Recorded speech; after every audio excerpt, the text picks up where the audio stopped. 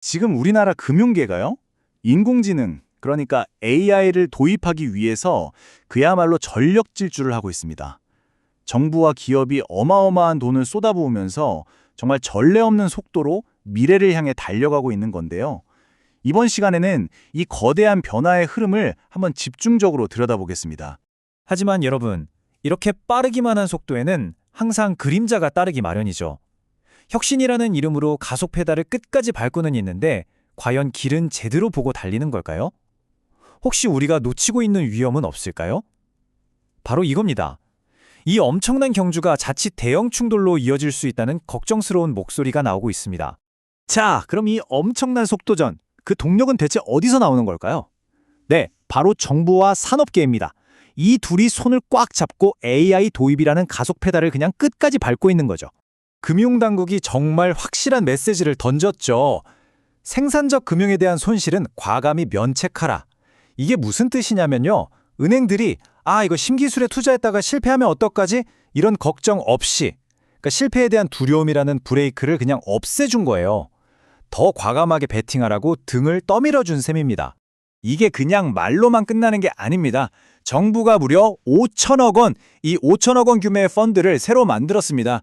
뭐랄까 금융 AI 혁신을 위한 실탄을 그냥 꽉 채워준 거죠. 그럼 이 어마어마한 돈이 다 어디로 가는 걸까요?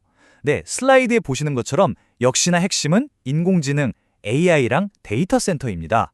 말 그대로 AI 경제의 판을 까는데 돈을 쏟아붓겠다는 거예요. 여기에 도로, 항만 같은 사회 간접 자본이랑 신재생 에너지까지 미래 산업의 기초를 다지는데 자원이 집중되고 있는 겁니다. 그런데 말이죠. 이렇게 엑셀을 끝까지 밟고 달리다 보니까 차체에서 뭔가 삐걱거리는 소리가 들리기 시작하는 겁니다.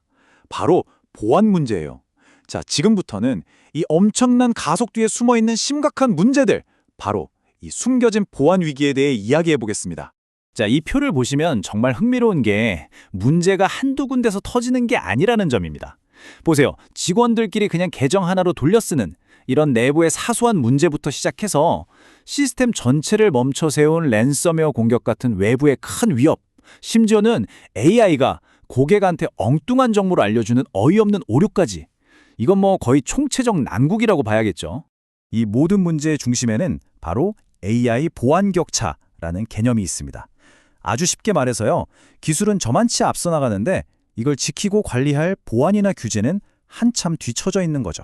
F1급 엔진을 달아놓고 브레이크는 20년 전 구닥다리를 쓰는 셈이니까 이게 얼마나 위험하겠어요. 이 차트를 보시면 지금 상황이 한눈에 들어옵니다. 랜섬웨어 같은 외부 공격이나 계정 공유 같은 내부의 허점, 이런 전통적인 위협들은 여전히 아주 위험한 수준이고요. 근데 여기에 더해서 AI 시스템 자체가 문제를 일으키는 이런 새로운 종류의 위험이 점점 커지고 있다는 걸 보여주는 거죠. 그러니까 위험이 점점 다각화되고 있다는 뜻입니다. 결국 지금 금융권이 도입하는 AI는 뭐랄까 딱 두 개의 얼굴을 가진 기술이라고 볼 수 있습니다.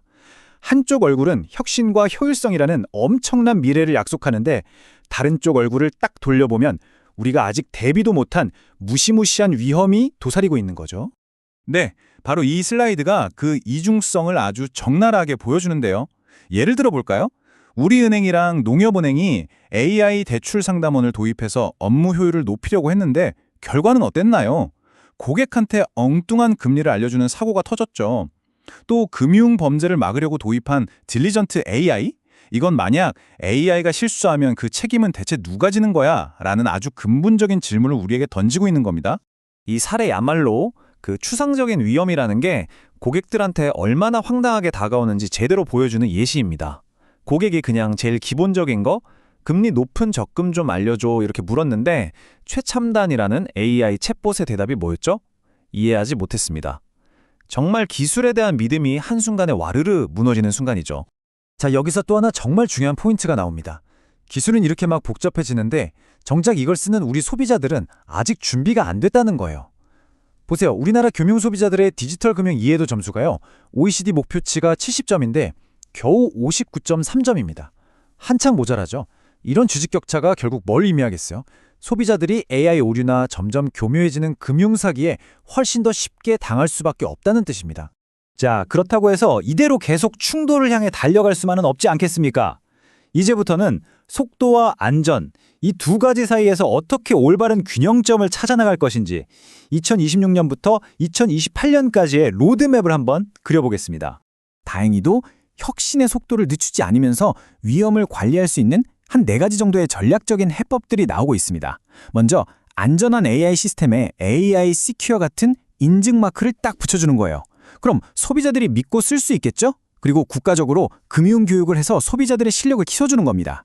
동시에 기업 안에서는 보안 규제를 빡빡하게 만들고 궁극적으로는 이 모든 걸 가능하게 할 똑똑한 인재들을 확보하는 게 중요하겠죠. 자, 이 타임라인을 보면 앞으로 몇 년 안에 어떤 일들이 벌어질지 꽤 구체적으로 그려볼 수 있습니다. 2027년까지는 AI 전용 데이터 센터가 10개 이상 더 생기고 말씀드렸던 AI Secure 인증 제도도 도입이 됩니다. 그리고 2028년이 되면요, AI가 사기꾼을 잡아내고 대출 심사에도 본격적으로 쓰이는 거죠. 동시에 소비자들을 위해서 이 AI가 왜 이런 판단을 했는지 설명해주는 가이드라인도 의무화될 거고요. 기술 발전과 규제가 함께 발맞춰 가려는 노력이 보이는 겁니다. 결국 모든 이야기는 이 하나의 질문으로 돌아옵니다. 미래를 향해 정말 무서운 속도로 달려가고 있는 대한민국 금융.